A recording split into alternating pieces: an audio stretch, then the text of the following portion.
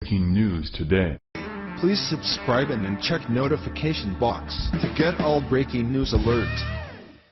After months of threats and tests, North Korea's despot dictator, Kim Jong-un, flexed his muscles and launched an intercontinental ballistic missile, ICBM, this morning. The little rocket man likely chuckled to himself, basking in the glow as he envisioned the explosion of what ended up being his target. Now, for the first time since the end of the Cold War, Hawaii has just something that indicates the threat of World War III could be a reality, as other world leaders warn of the same thing. This is North Korea's latest provocation of war that could be their last after two missiles flew directly over Japanese territory, terrifying citizens and sparking a round of worldwide condemnations and sanctions, according to Express. The Japanese government has issued an urgent warning that the final blow could be coming within the next few days. Hawaii has been under direct threat and they aren't taking any chances after seeing that Jong-un is not willing to stop until President Donald Trump personally makes him, which looks like will be sooner, rather than later. Fox News reports. North Korea fired an unidentified ballistic missile in the middle of the night local time Wednesday, a U.S. official confirmed to Fox News.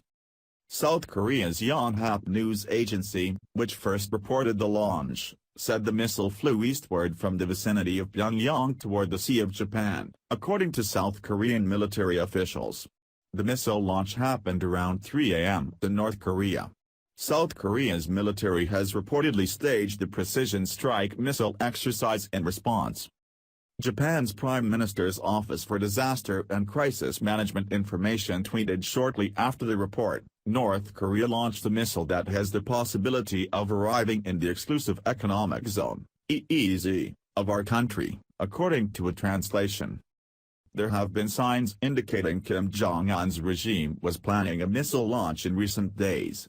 Japan's Kyodo News reported Monday the Japanese government detected radio signals pointing to a possible missile test in the near future.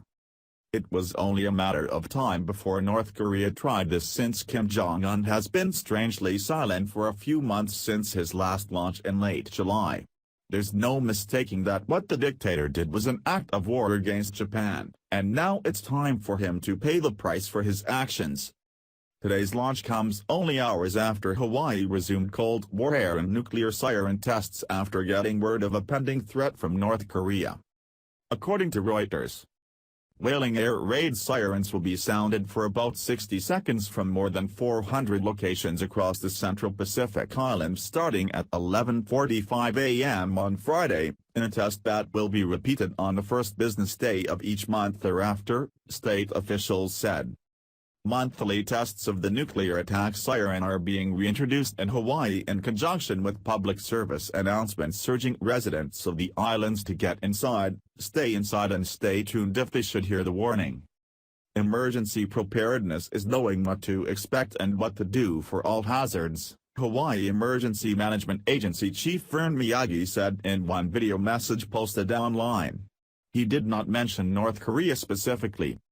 But the nuclear attack sirens, discontinued since the 1980s when the Cold War drew to a close, are being reactivated in light of recent test launches of intercontinental ballistic missiles from North Korea deemed capable of reaching the state, agency spokeswoman Orlena Agbayani told Reuters.